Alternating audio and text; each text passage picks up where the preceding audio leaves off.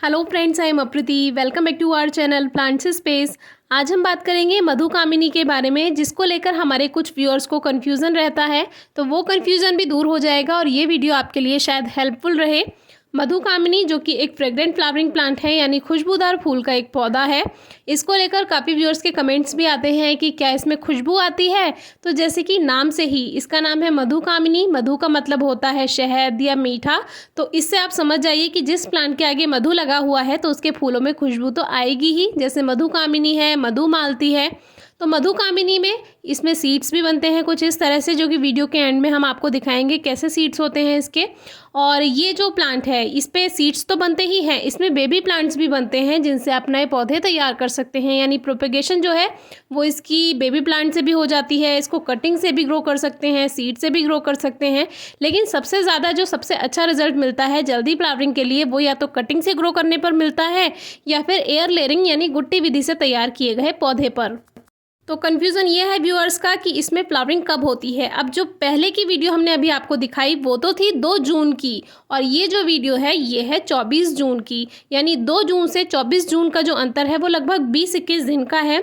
और इसी गैप में इसमें ये प्लांट रेस्ट करता है। यानी पहले इसमें 2 जून में फ्लावरिंग हुई, फिर प्लांट ने कुछ दिन रेस्ट किया, यानी कि 20-21 दिन का रेस्ट हुआ, और फिर से फ्लावरिंग स्टार्ट हो गई जैसे कि 24 जून में हुई। तो ये जो टाइम पीरियड है ये थोड़ा ज़्यादा या कम भी हो सकता है। मान लीजिए आपके यहाँ 1 महीने यानी 30 दिन भी लग सकते हैं, 35 दिन भी लग सकते हैं। ये जो बीच का गैप है इसको खिलने में, यानी एक बार जो फ्लावरिंग हुई उसके बाद प्लांट रेस्ट करता है और फिर कुछ दिन बाद, 20 दिन बाद, 30 दिन बाद या 35 दिन बाद प्लांट फ्लावर्स दोबारा से देगा। जबकि हमने कोई एक्स्ट्रा फर्टिलाइज़र इसमें ऐड नहीं किया था।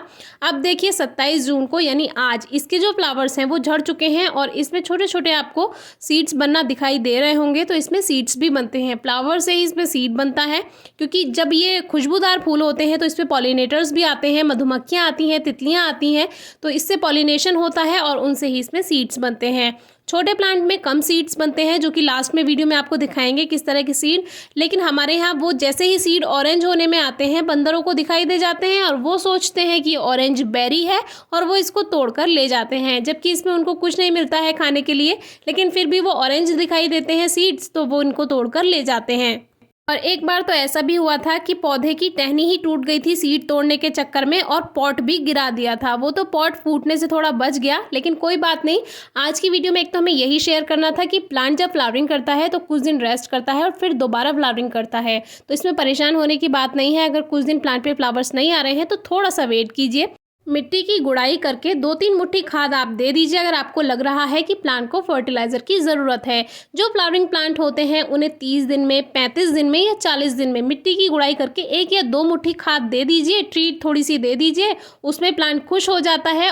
एक बात और, ये जो शाम में खिलने वाले फूल होते हैं यानी दिन छिप जाता है, जैसे ये हरश्रृंगार यानी पारिजात का फूल है या जूही का फूल है, ये जब दिन ढल जाता है तब खिलते हैं। बेला का जो फूल है, तो ये जो सफ़ेद फूल हैं, खुशबू वाले फूल हैं, ये दिन ढल जाता है तब खिलते हैं। तो इनकी जो मेन खूबसूरती है वो रात के समय ही होती है। तो कभी कभी रात को वीडियो शूट नहीं कर पाते हैं तो दिन में इनकी सुंदरता आपको ज़्यादा दिखा नहीं पाते हैं, क्योंकि रात में ही सबसे ज़्यादा ब्यूटी होती है इनकी, और जो सबसे ज़्यादा खुशबू होती है वो भी रात में ही रहती है। ये बेला है, चांदनी है, देखिए कितने सारे फूल हमारे खिले हुए हैं, बहुत अच्छे से ग्रोथ हो रही है। एक बात और, हमारे एक व्यूअर ने पूछा था कि क्या आपके मधुकामिनी के फूल में खुशबू आती है। हमारे मधुकामिनी के फूल में खुशबू नहीं आती है।